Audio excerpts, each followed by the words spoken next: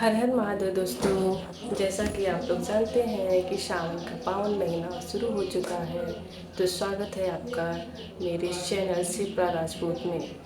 दोस्तों, आप लोग जानते हैं कि सावन का महीना शुरू हो चुका है और यह सावन का महीना शिव भक्तों के लिए बहुत ही पावन महीना होता है, शिव भक्तों के लिए और हम सभी के लिए, और जैसे कि सभी औरतों के लिए, शिव भक्तों के लिए और जो भी कांवड़ यात्रा करते हैं उन सब के लिए ये सावन का महीना बहुत ही अच्छा होता है, बहुत ही भक्तिमय होता है।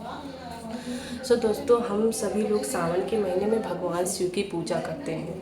भगवान शिव की पूजा करते समय हमें कुछ बातों का विशेष ध्यान रखना है, बहुत ही ज़रूरी है, क्योंकि अगर हम इन बातों का ध्यान रख के भगवान शिव की अच्छे से पूजा आराधना भक्ति करते हैं तो हमें इसके अच्छे से अच्छे परिणाम मिलते हैं। तो दोस्तों, हम आपको एक छोटी सी बात बताना चाहते हैं। बहुत से भक्त हैं जिनको इन सब के बारे में अच्छे से पता है और बहुत से भक्त हैं जो कि छोटी छोटी गलतियां कर देते हैं और जो कि उनके अच्छे परिणाम नहीं मिलते हैं, उनके पूजा का फल नहीं अच्छे से प्राप्त होता है। तो दोस्तों, हम आपको बताने वाले हैं कि भगवान शिव को बेलपत्र बहुत ही प्रिय होता है। सावन के महीने में बेलपत्र शिवलिंग के ऊपर चढ़ाया जाता है। तो हम आपको एक ज़रूरी बात यह बताना चाहते हैं कि सावन के महीने में जो शिव जी पर बेलपत्र हम चढ़ाते हैं उसको किस तरीके से चढ़ाया जाए, उसके क्या नियम है। तो चलिए दोस्तों, बिना देर किए हम जानते हैं कि भगवान शिव पर बेलपत्र कैसे अर्पित करें। तो सबसे पहले हमें शिव जी के सम्मुख हम शिवलिंग रखते हैं। जैसे कि हम मंदिर में जाते हैं तो शिवलिंग की पूजा करते हैं, तो शिवलिंग पर हमें बेलपत्र कैसे अर्पित करना चाहिए, उल्टा करना अर्पित करना चाहिए कि सीधा अर्पित करना चाहिए। तो हम बता दें कि दोस्तों कि शिवलिंग पर बेलपत्र जो है उल्टा अर्पित किया जाता है, क्योंकि पत्ती का जो भाग हमें सीधा लगता है वो उस तरीके से हमें पलट के शिव जी के शिवलिंग के ऊपर रखा जाता है, और जो उल्टा भाग होता है वो ऊपर की तरफ होता है। जिससे हमारी जो भी मनोकामनाएं इच्छाएं होती हैं तो भगवान शिव जल्द से जल्द पूर्ण करते हैं। आप लोगों को ये बात क्लियर हो गई कि शिवलिंग पर बेलपत्र कैसे अर्पित करना है। तो शिवलिंग पर बेलपत्र उल्टा अर्पित करना है कि पत्ती का चिकना भाग नीचे होना चाहिए और जो उसका खुरदुरा भाग है उसे ऊपर होना चाहिए, और डंडी का जो भाग होता है वो अपनी तरफ होना चाहिए।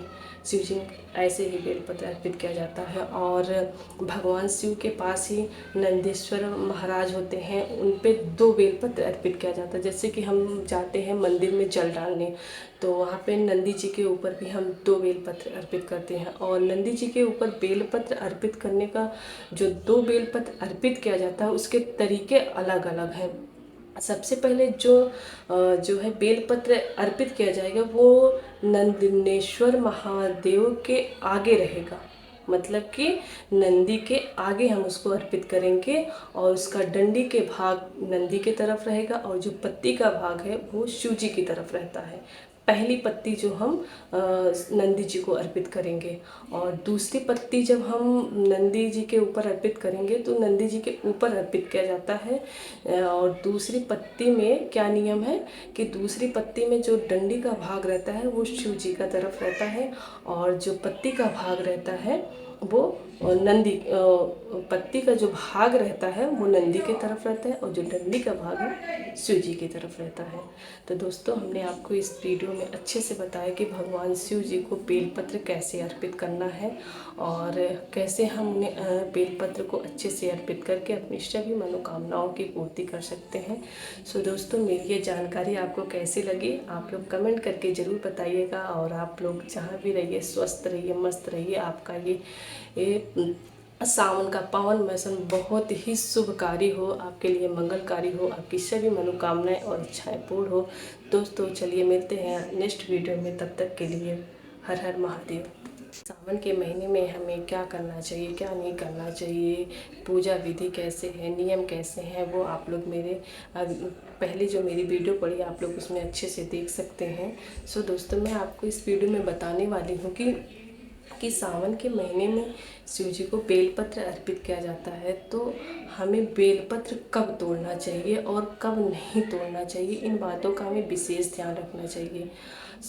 जैसे कि शिव पुराण में कहा गया है कि हमें नवमी को और चतुर्थी को, अमावस्या को और सावन के सोमवार को और सोमवार के दिन बेलपत्र को नहीं तोड़ना चाहिए।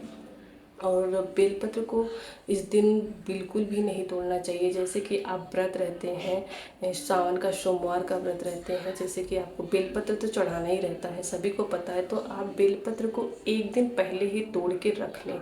और बेलपत्र को तोड़ने के पहले आपको कुछ बातों का विशेष ध्यान रखना है, जो कि बहुत ही ज़रूरी है, हम आपको आगे वीडियो में बताएंगे। जैसे कि हम बेलपत्र को हमको चढ़ाना रहता है सोमवार के दिन, तो आप एक दिन पहले ही बेलपत्र का तोड़ने का सबसे शुभ समय सूर्योदय का समय होता है, कि जैसे कि आप सुबह के समय जाकर बेलपत्र को तोड़कर रख सकते हैं। क्योंकि बेलपत्र कभी बासी नहीं होता है, आप उसे 1 महीने तक यूज कर सकते हैं भगवान शिव की पूजा में। भगवान शिव भक्ति और भाव के भूखे हैं, उन्हें प्रेम से आप जो भी अर्पण कर देंगे आप वो स्वीकार कर लेते हैं, क्योंकि उनका भक्तों से बहुत ही लगाव होता है भगवान शिव का।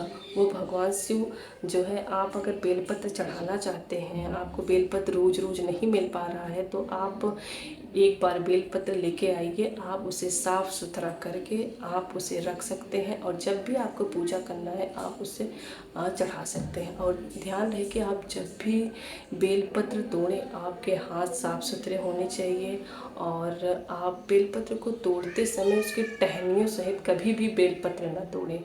जब भी तोड़ें 3 पत्तियों वाला ही बेलपत्र तोड़ें, टहनियाँ नहीं टूटनी चाहिए। और 3 पत्र वाला ही बेलपत्र भगवान शिव को अर्पित किया जाता है, जिसमें कि 3 पत्तियाँ होती हैं। और शिव जी को क्योंकि बेलपत्र बहुत ही पसंद है, और खासकर सावन के महीने में हम सोमवार का व्रत रहते हैं, तो उसमें हम ज़रूर ही चढ़ाते हैं भगवान शिव को बेलपत्र।